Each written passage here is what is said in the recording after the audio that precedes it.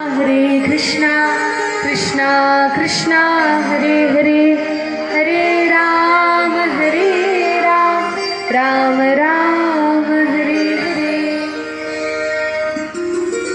भगवान ने केवट से कहा कि ठीक है केवट, तुम्हें और कुछ नहीं चाहिए। केवट ने कहा नहीं भगवान, मुझे कुछ भी नहीं चाहिए।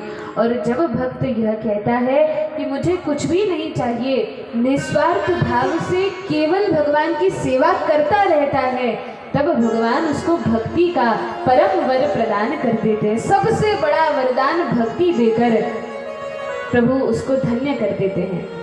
प्रहलाद जी से भी भगवान ने पूछा था कि प्रहलाद, तुम इतने श्रेष्ठ भक्त हो, बताओ तुम्हें क्या चाहिए।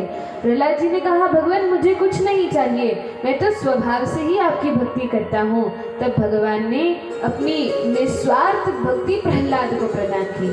और इस संसार में, इस ब्रह्मांड में, तीनों लोकों में भगवान की भक्ति से बड़ा और कोई वर नहीं है।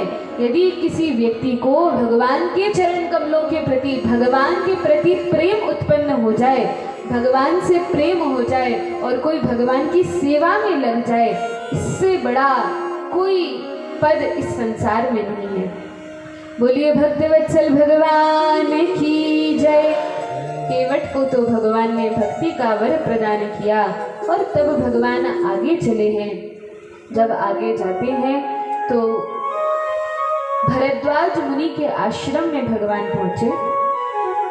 भरद्वाज मुनि के आश्रम में पहुंचकर भगवान ने उनसे पूछा कि हे मुनिवर, आप बताइए हम कौन से मार्ग से जाएं, कहाँ जाएं, कैसे जाएं, आप इस प्रकार से बताइए।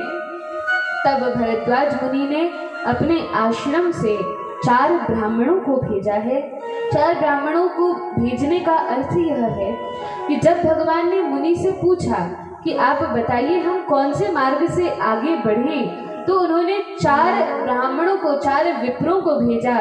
इसका आशय यह है कि जब भी हम आगे बढ़ें, किसी मार्ग में जाएं, तो वेदों के ही मार्ग से, शास्त्रों के मार्ग से जाना चाहिए। शास्त्रों को छोड़कर हमें कभी नहीं चलना चाहिए।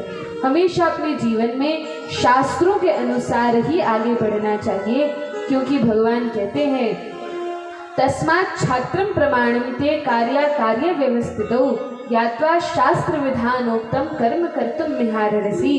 यदि हम शास्त्रों का मार्ग छोड़कर जैसा ग्रंथों में लिखा है उस प्रकार का आचरण न करके अन्य कोई आचरण करते हैं, तो उससे न तो इस जगत में कल्याण होता है, न ही परलोक में कल्याण होता है। इसलिए जब भगवान ने साधु से, भरद्वाज मुनि से मार्ग पूछा, तो उन्होंने 4 विप्रों को भेजकर यही आदेश दिया कि वेदों के मार्ग पर चलो। अब आगे बढ़े हैं तो वाल्मीकि जी के आश्रम में पहुंचते हैं। देखिए वर्णन है कि भगवान 3 मुनियों से मुख्य रूप से मिलते हैं। सबसे पहले तो जब केवट का उद्धार करके, प्रसन्न करके, भक्ति का दान देकर भगवान आगे चले हैं, तो भरद्वाज मुनि मिले। उनसे भगवान ने पूछा, इन तीनों मुनियों से भगवान ने प्रश्न किए हैं। तो भरद्वाज जी से भगवान ने पूछा कि किस मार्ग से हम आगे बढ़े। फिर वाल्मीकि जी के आश्रम में जब पहुंचे, चित्रकूट के पास, तो वाल्मीकि जी से प्रश्न किया कि ऋषिवर आप बताइए कि हम कहाँ रहें, कहाँ हम अपना निवास स्थान बनाएं। और फिर आगे की लीला में वर्णन है कि भगवान अगस्त्य ऋषि के पास पहुंचते हैं। जब दंडकारण्य के वनों में प्रवेश करते हैं, तब अगस्त्य ऋषि से भगवान ने मंत्रों की शिक्षा ली है। अस्त्र शस्त्र और मंत्रों की शिक्षा भगवान ने ली है।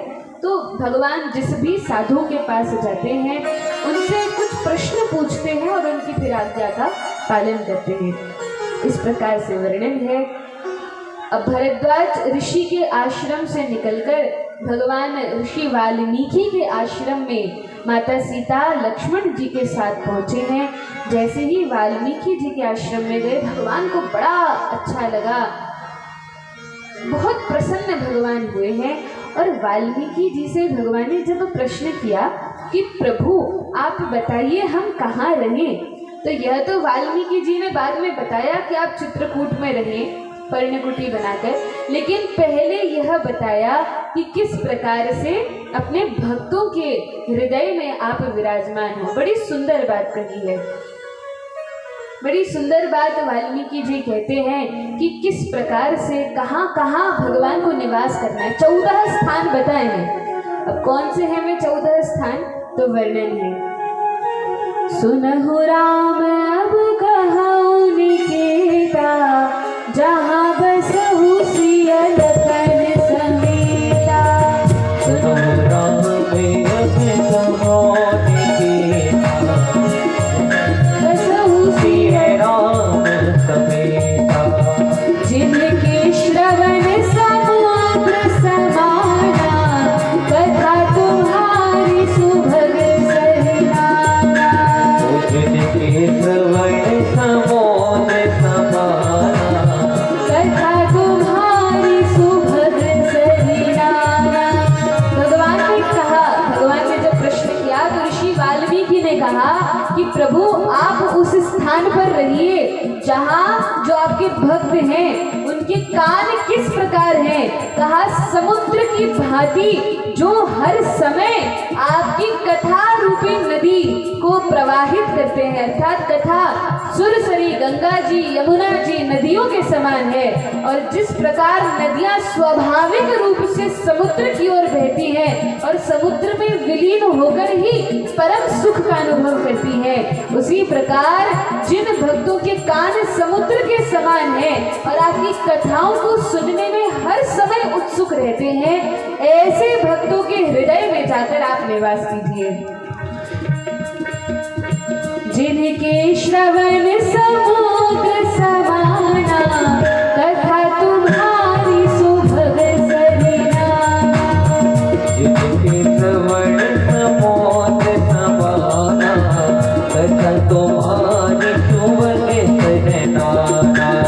हरहि निरंतर होई न पूरे, तिनके ही आत्मा कहूँ गृह दूरे।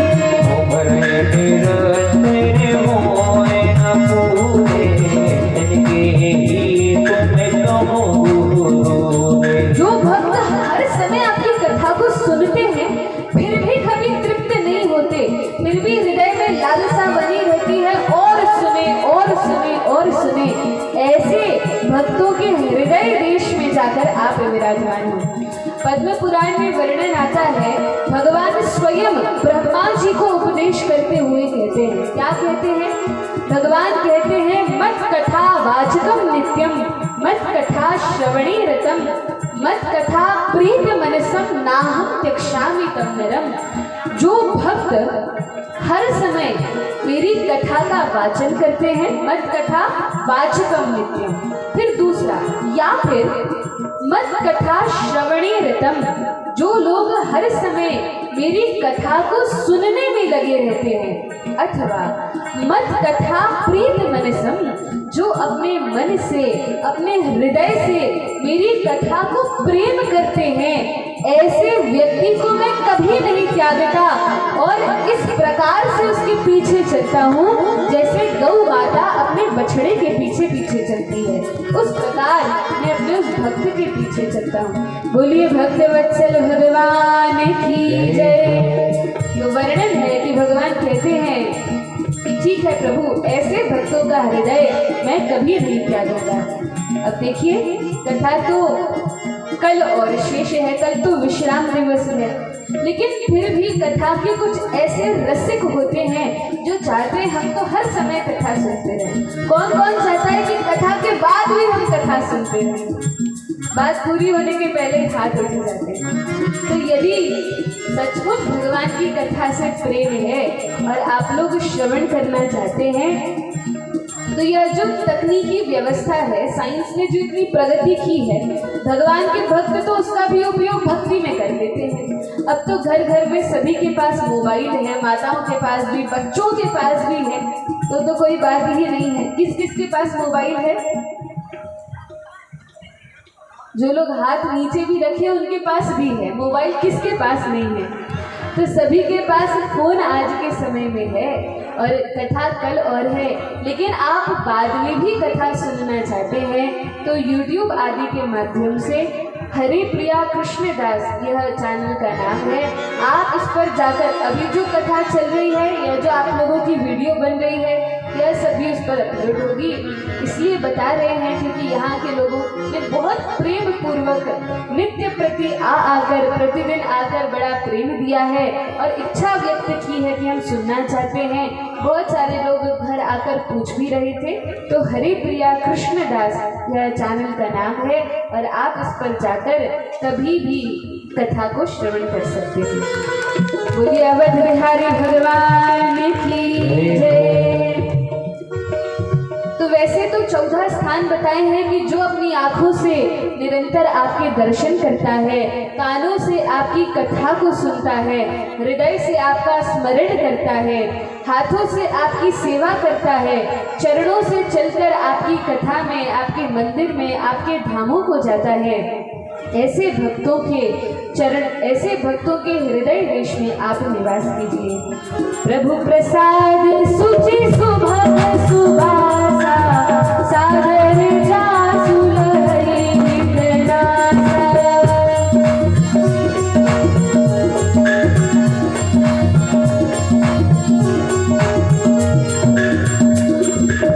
तुम्हारी विदित भोजन करही प्रभु प्रसाद पट भूषण करही। तुम्हारी विदित भोजन करही प्रभु प्रसाद। ये बात तो हम भूल ही गए थे। अब तो मानस जी ने हमें पढ़ने से ही याद दिला दिया। क्या? तो कहते हैं तुम्हें निवेदित भोजन करेगी, जो आपको निवेदित करके, आपको अर्पण करके भोजन करते हैं, ऐसे भक्तों के हृदय में भी प्रभु आप निवास कीजिए। लेकिन एक समस्या है। क्या समस्या है?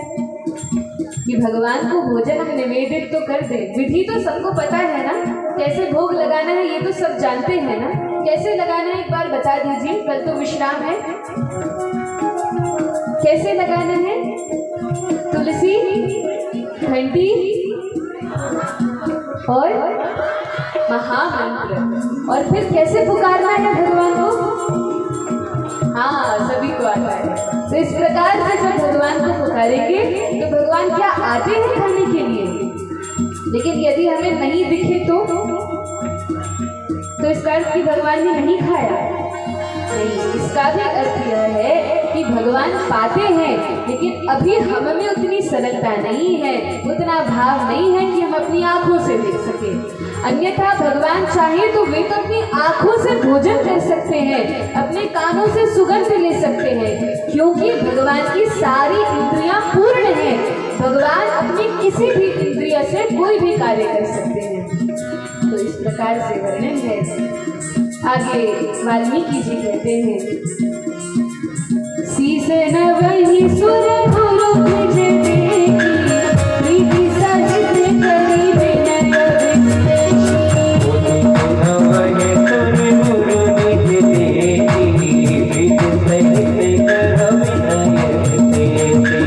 करत करहि राम पद पूजा, राम भरोस हृदय नहीं दूजा।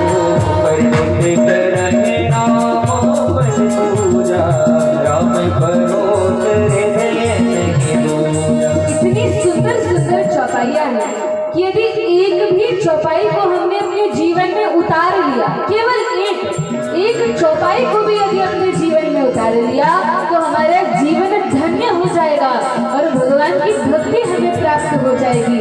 लेकिन कब भक्ति प्राप्त होगी?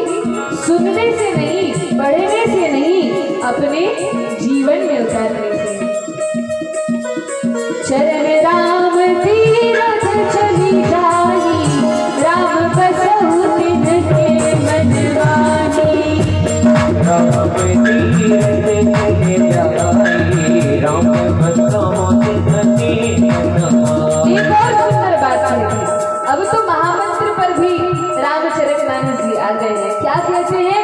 जो व्यक्ति हर समय महामंत्र का जप करता है, भगवान आप उसके हृदय में ही निवास कर लीजिए। मंत्र राजू नित जपहि तुम्हारा, पूजहि तुम्हि सही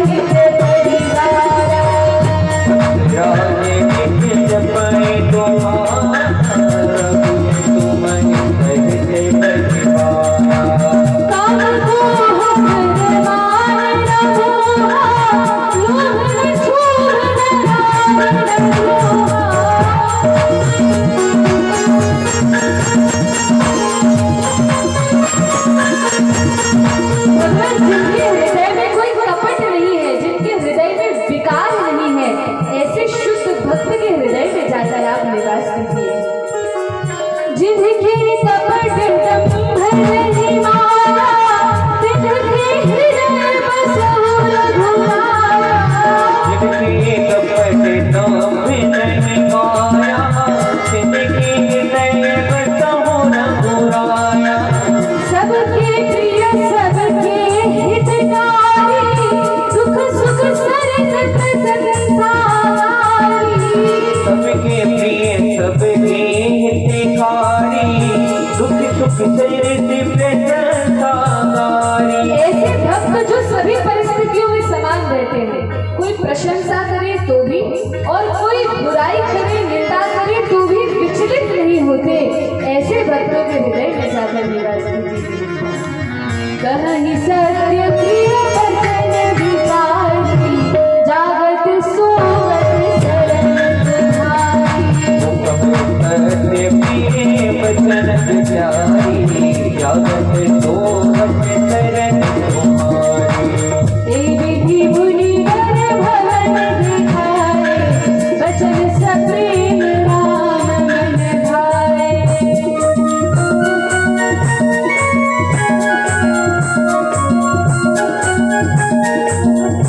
14 स्थान बदलाकर तब मुनि ने कहा कि भगवान कोई बात नहीं, यह तो मैंने हृदय में रहने के स्थान बताए हैं, लेकिन अभी तो आप लीला में हैं, कहीं तो पर्णकुटी बनाकर रहना पड़ेगा कि नहीं। केवल हृदय में भगवान निवास करे सो तो अच्छा है, लेकिन अभी तो प्रभु लीला कर रहे हैं। तब कहा कि यहाँ पास ही में आपको मैं एक आश्रम दिखलाता हूँ, स्थान दिखलाता हूँ, और यही आप लक्ष्मण जी के साथ और भार्या सीता माता के साथ निवास कीजिए। चित्रकूट गिरि करहु निवासु, तह तुम्हारे सब भांति सुपासु। करहु निवासु, तह तुम्हारे सब भांति सुपासु। चित्रकूट गिरि करहु निवासु, तह तुम्हारे सब भांति सुपासु। सिया राम जय सिया राम, जय सिया राम जय सिया राम। भगवान चित्रकूट में ही निवास करने लगे और नित्य नवीन लीलाएं कर रहे हैं। देखिए, जो भगवान की लीलाओं को नहीं समझते उनके लिए तो वनवास की लीला है, अर्थात दुख वाली है। लेकिन जो श्री रामचंद्र के भक्त हैं और जो भगवान के स्वभाव को, भगवान की महिमा को, भगवान के प्रताप को, भगवान के ऐश्वर्य को जानते हैं, ऐसे भक्त समझते हैं कि भगवान का यह जो वनवास काल है, वास्तव में यह वनवास काल नहीं है। तो कैसा काल है? तो कहा यह तो विहार का काल है। प्रभु तो बड़े प्रसन्न हैं इन सुंदर पवित्र स्थानों में आकर। चित्रकूट जैसा सुंदर स्थल, और वाल्मीकि रामायण में वर्णन है कि चित्रकूट में रहकर भगवान श्री रामचंद्र ने 99 रास किए थे माता सीता के साथ, और माता सीता अपना विस्तार करती है कई रूपों में, और श्री रामचंद्र भी अपना विस्तार करते हैं। तब 99 रास भगवान श्री रामचंद्र वनवास के समय करते हैं, शास्त्र प्रमाण में, वाल्मीकि रामायण में वर्णन है। लेकिन जिस समय भगवान 100वां रास कर रहे थे, उसी समय इंद्र का पुत्र जयंत कौवे के रूप में आता है और माता सीता को चोंच मार के चला जाता है। तब भगवान ने कहा कि अब विघ्न हो ही गया है, तो यह जो 100वां रास है इसको हम द्वापर युग में जब कृष्णचंद्र के रूप में आएंगे तब इस रास को पूरा करेंगे। तो भगवान श्री कृष्णचंद्र ने तो एक महारास किया, लेकिन रामचंद्र ने तो 99 रास वनवास की लीला में किए हैं। देखिए, मिथिला की जो माता सीता है उनको रामचंद्र ने कोई कष्ट नहीं दिया, वे तो रामचंद्र के साथ, प्रभु के साथ परम प्रसन्न है। भगवान की आह्लादिनी शक्ति माता सीता है, उन्हें प्रसन्नता देने वाली हैं, तो उन आह्लादिनी शक्ति को भगवान क्यों दुखी रखेंगे? वे तो सबसे अधिक प्रेम माता सीता से करते हैं। लेकिन बस लीलाओं के रहस्यों को जानने की चेष्टा प्रयास हमें करना चाहिए। जब समझेंगे तब तो प्रसन्नता ही मिलेगी, दुख नहीं मिलेगा। बोलिए भक्तवत्सल भगवान की जय। फिर वर्णन है, सुमंत्र जी को भगवान ने लौटने के लिए कहा था, लेकिन अभी तक तो गए नहीं थे। जिस समय निषादराज गुह पहुंचे पुनः, तो उन्होंने देखा कि सुमंत्र जी अभी भी वहाँ खड़े थे और जो भगवान के रथ के घोड़े हैं वे भी बहुत बिलख रहे थे, रो रहे थे, जाने के लिए तैयार ही नहीं थे, अयोध्या की ओर जाने को ही तैयार नहीं हो रहे थे। तब सुमंत्र जी को समझाया निषादराज ने कि आप जाइए, आपके जाने से महाराज दशरथ को थोड़ा सांत्वना मिलेगा। तब निषादराज जाते हैं, इस प्रकार से कहते हैं, और सुमंत्र जी गए। जब महाराज दशरथ ने देखा सुमंत्र जी अकेले ही आए हैं, राम सीता लक्ष्मण को साथ नहीं लाए, तो उन्हें बड़ा दुख हुआ। और वर्णन है कि अभी 6 दिन हुए हैं भगवान को अयोध्या से गए हुए, 6 दिन हुए हैं। महाराज दशरथ 6 बार श्री रामचंद्र का नाम पुकारते हैं। ये सारी घटना उन्हें याद आ जाती है जब श्रवण कुमार के माता पिता ने उन्हें श्राप दिया था कि आप भी पुत्र विरह में अपने प्राणों का त्याग करेंगे। और तब भगवान श्री रामचंद्र का नाम लेते हुए महाराज दशरथ अपने प्राणों का त्याग करते हैं। लेकिन धन्य है ये महाराज जो मृत्यु के समय इनके मुख से श्री राम नाम निकला, भगवान का स्मरण कर रहे हैं, भगवान का नाम जप कर रहे हैं। भगवान कहते हैं मद्गत प्राणा। कुछ भक्त ऐसे हैं जो मद्गत प्राणा के उदाहरण हैं। मद्गत प्राणा का अर्थ क्या है? प्रेम की सबसे ऊंची सीमा होती है वह मृत्यु है। जब विरह होता है तो विरह की अंतिम अवस्था फिर मृत्यु है। तो जब महाराज दशरथ ने सुना कि रामचंद्र जी अयोध्या चले गए हैं और लौटकर भी नहीं आते, तो राम राम के विरह में उनके प्राण निकल जाते हैं। इसी प्रकार जब माता कुंती ने सुना था, भागवत में वर्णन है, माता कुंती ने सुना कि भगवान अपनी लीला का संवरण करके स्वधाम चले गए। पूरा तो वाक्य भी नहीं सुना था, केवल इतना कि भगवान लीला का संवरण करके स्वधाम, इतने में ही माता कुंती के प्राण निकल जाते हैं। समय की अवधि बहुत कम है और कथाएं तो बहुत विस्तृत हैं, इसलिए अब एकदम संक्षेप में भगवान की लीलाओं कथाओं का गान करते हुए हम विश्राम की ओर जाएंगे, क्योंकि आज समय की सीमा निर्धारित है, 9 बजे तक करना है और फिर कल कथा होगी। कल कथा का समय 2 से 5 निश्चित किया गया है, क्योंकि उसके बाद हमारी ट्रेन है, हमें रात्रि के समय 8 बजे के पहले ही निकलना होगा, इसलिए 2 से 5 कथा का समय रहेगा।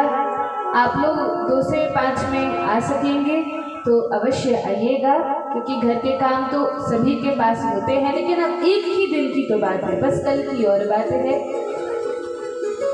तो इसलिए आज ही जितनी कथा हो सकती है उसको करने का प्रयास करते हैं, फिर कल का दिन और शेष है।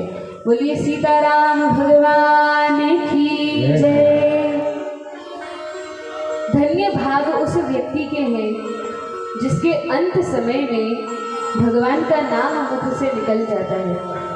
भगवान कहते हैं अंत काले च मामेव स्मरन् मुक्त्वा कलेवरम यह प्रयाति समद्भावम ज्ञाति नास्त्रे प्रसंशयः। इसमें तो तनिक भर भी संदेह नहीं है कि मृत्यु के समय यदि कोई मेरा नाम ले तो वह मेरे धाम आता है। और दशरथ जी ये तो भगवान के नित्य पार्षद हैं, परम भक्त हैं, तो इसमें तो कोई संदेह ही नहीं है कि वे भगवान के ही धाम गए। वैसे वर्णन है, कुछ समय भक्त पूछते हैं कि रामचरितमानस में और शास्त्रों में वर्णन है कि वे स्वर्ग लोक को गए, तो हाँ कुछ समय के लिए स्वर्ग में जाते हैं, लेकिन ऐसा नहीं है कि उनकी वह गति हुई। स्वर्ग में तो वे देवी देवताओं को अपना संग प्रदान करने के लिए, उनको धन्य करने के लिए जाते हैं, और उसके बाद स्वर्ग से आगे बढ़कर वे साकेत धाम को भी पहुंच जाते हैं।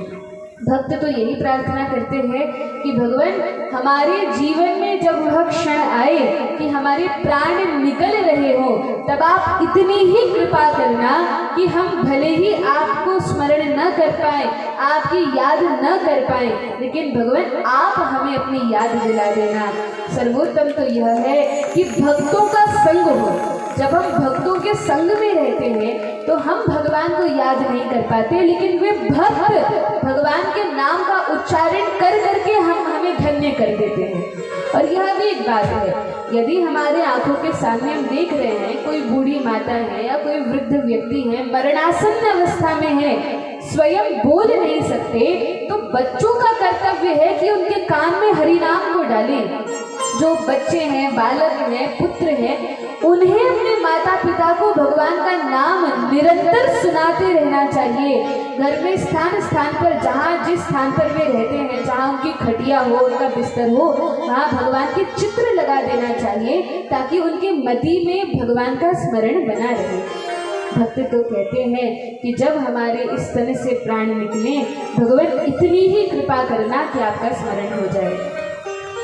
जब निकले तन से प्राण तो श्री हरि का ही ध्यान हो।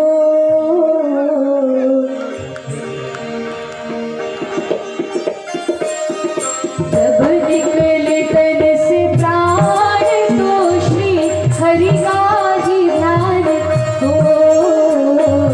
जब निकले तन से प्राण तो श्री हरि का जब निकले तन से प्राण तो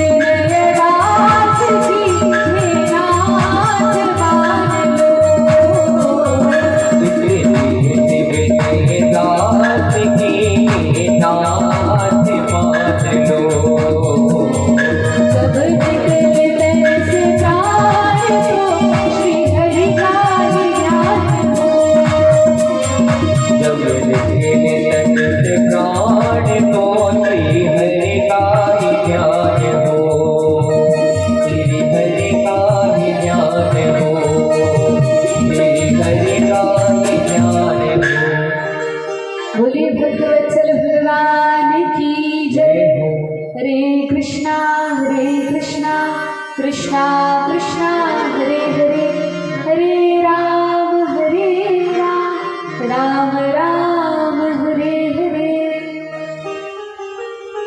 तो भगवान को गए हुए 6 दिन हो गए और 6 बार एक एक दिन किस प्रकार से बीता है उसका स्मरण करके दशरथ जी ने राम राम राम इस प्रकार उच्चारण किया और अपने प्राणों का त्याग कर दिया। तब तीनों माताएं बड़े ही विरह में, दुख में विलाप करती हैं। लेकिन तब वशिष्ठ मुनि जाकर सभी माताओं को समझाते हैं, मुख्य रूप से रानी कौशल्या और सुमित्रा जी को समझाते हैं कि देखिए, शोक मत कीजिए, अशोचानंद शोचस्त्वम प्रज्ञावादांश्च भाषसे गतासून गतासूंश्च नानु शोचन्ति पंडिताः।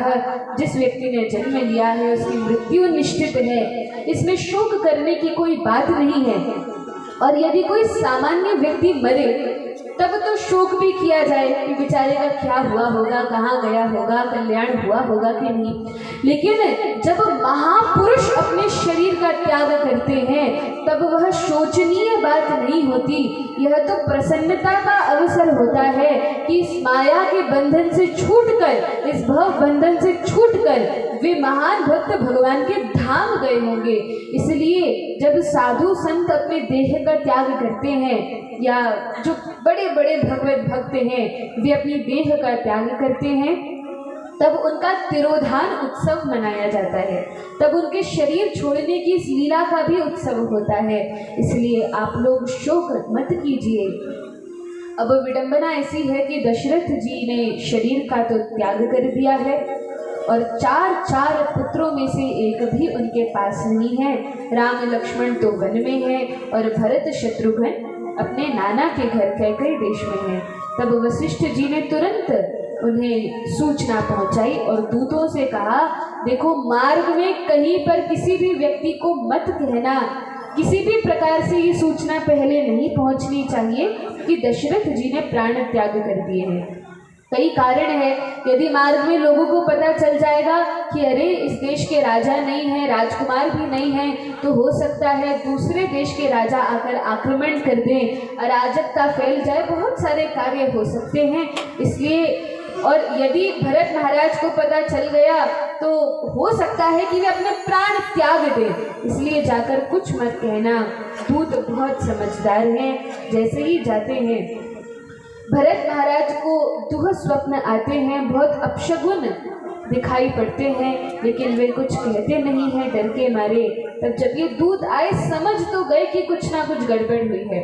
भरत जी ने सोचा, यदि इनसे पूछूंगा और यदि इन्होंने कुछ कह दिया, मैं सह नहीं पाया तो अयोध्या भी नहीं पहुंच पाऊंगा, यही प्राण निकल जाएंगे।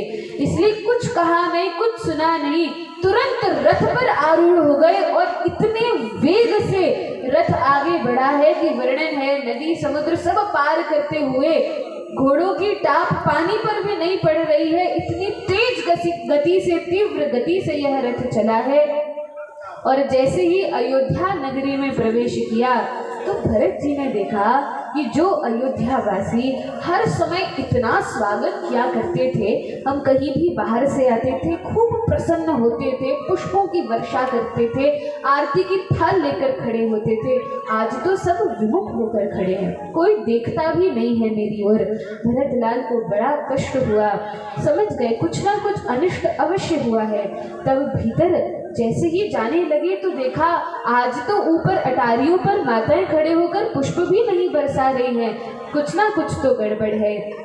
अब भरत जी ने विचार किया, देखिए जितने अयोध्यावासी हैं, कुछ लोग सोचते हैं ये भरत बड़ा दुष्ट है, इसने ही चाल चली होगी, षड्यंत्र चला होगा, इसके ही कारण रामचंद्र जी को वनवास हुआ है।